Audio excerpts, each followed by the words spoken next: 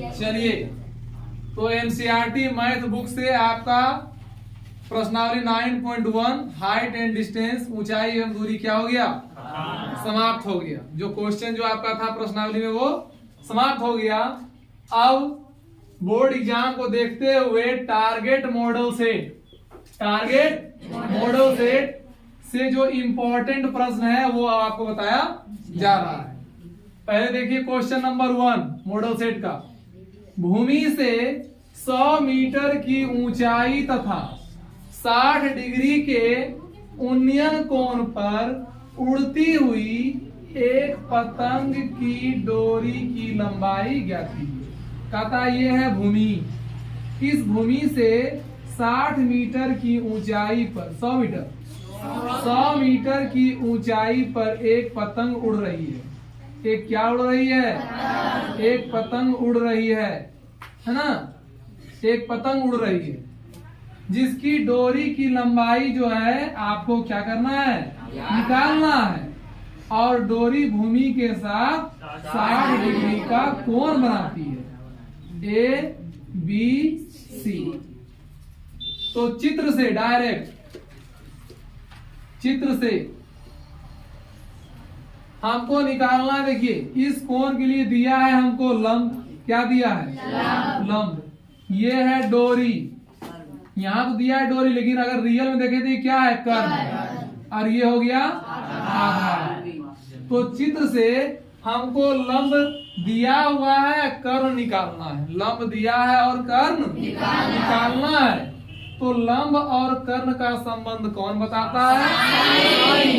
लेकिन इसलिए sine theta बराबर, चूंकि साइन थीटा बराबर होता है लंब बटे कर्ण, होता है ना। तो साइन थीटा यहाँ कितना है, 60 डिग्री। तो साइन 60 डिग्री बराबर हो जाएगा लंब ए बी, लंब ए बी बटे कर्ण बी सी बराबर लंब हो गया 100 बटे बी सी। इसलिए साइन 60 का मान होता है √3 बटे 2 बराबर 100 बटे बी सी। अब क्रॉस गुना कीजिए, क्या कीजिए, क्रॉस गुना कीजिए। √3 गुना बी सी, √3 बी सी बराबर 100 दूनी 200। इसलिए बी सी बराबर 200 बटे √3।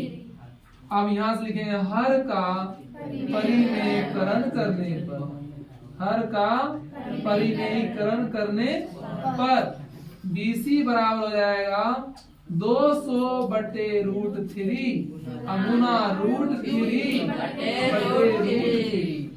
ये हो जाएगा, इधर देखिए, तो BC बराबर हो जाएगा 200 गुना √3 बटे √3 गुना √3, इतना मीटर आंसर।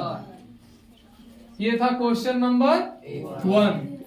अब आइए क्वेश्चन नंबर 2 में। क्वेश्चन नंबर 2 में 12 मीटर ऊंचे खंभे, एक खंभा कितना मीटर ऊंचा है, ए भी एक खंभा है, 12 मीटर ऊंचा है, खंभा है। ये हो जाएगा जमीन।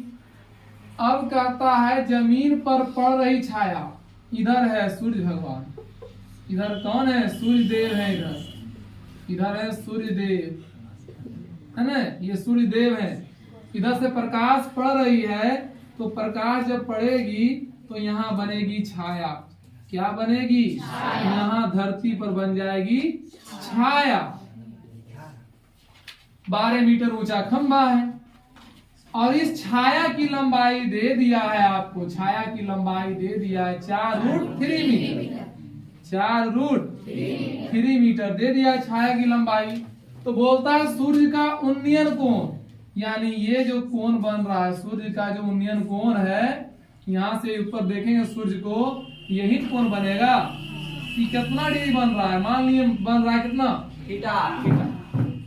अब हमको इस थीटा का मान निकालना। तो देखिए क्या दिया है आपको, आपको इस कोण के लिए दिया है लंब, क्या दिया है, लंब, और क्या दिया है, आधार, लंब आधार, लंब आधार। लंब और आधार का संबंध टेन। लंब और आधार का संबंध लिखेंगे चित्र से। जब परीक्षा में ऑब्जेक्टिव पूछेगा तो बात दिया है नहीं लिखते रहना, समझे कि नहीं, डायरेक्ट बनाना है क्योंकि वहां टिक मारना है, वहां सब्जेक्टिव से मतलब नहीं है, वहां टिक मारना है। तो चित्र से लिखेंगे टेन थीटा बराबर, चूंकि टेन थीटा बराबर लंब बटे आधार, लंब बटे आधार, तो टेन थीटा, तो टेन थीटा ही लिखिए। और लंब कितना है, लंब है ए बी, नहीं कितना 12 मीटर, अब बटे आधार है 3 मीटर, मीटर मीटर 4 तिया 12, हर का परिकरण कीजिए। तो टेन थीटा बराबर 3, अब देखिए ना 3 को हम लिख सकते हैं √3 गुना √3, लिख सकते हैं, अब बटे √3 इतना। 3 को हम लिख सकते हैं √3 गुना √3, यहाँ देखिए ब्रैकेट लिख देते हैं, √3 गुना √3 बराबर होता है √9, अब बराबर होता है 3। कोई दिक्कत नहीं, तो 1 √3 से 1 √3 कट गया, तो टेन थीटा बराबर हो गया √3, हुआ ना। तो टेन थीटा बराबर, और टेन कितना का मान √3, यहाँ टेन 60 डिग्री, टेन 60 डिग्री। अब ये दोनों टेन ही है, अब 2 टेन आपस में बराबर कब होगा, जब दोनों का कोण बराबर होगा। 2 त्रिकोणमितीय अनुपात, 2 सेम त्रिकोणमितीय अनुपात तभी बराबर होगा जब दोनों का एंगल बराबर होगा। इसलिए टेन थीटा बराबर कितना डिग्री, तुलना कीजिए, थीटा बराबर 60 डिग्री। अतः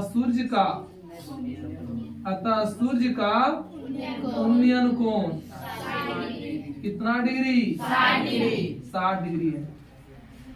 समझ में आई? नोट कीजिए, कैसा लगा?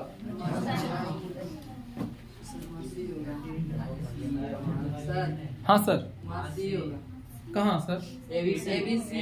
अच्छा सी नहीं लिखे हैं, लिख दीजिए सी।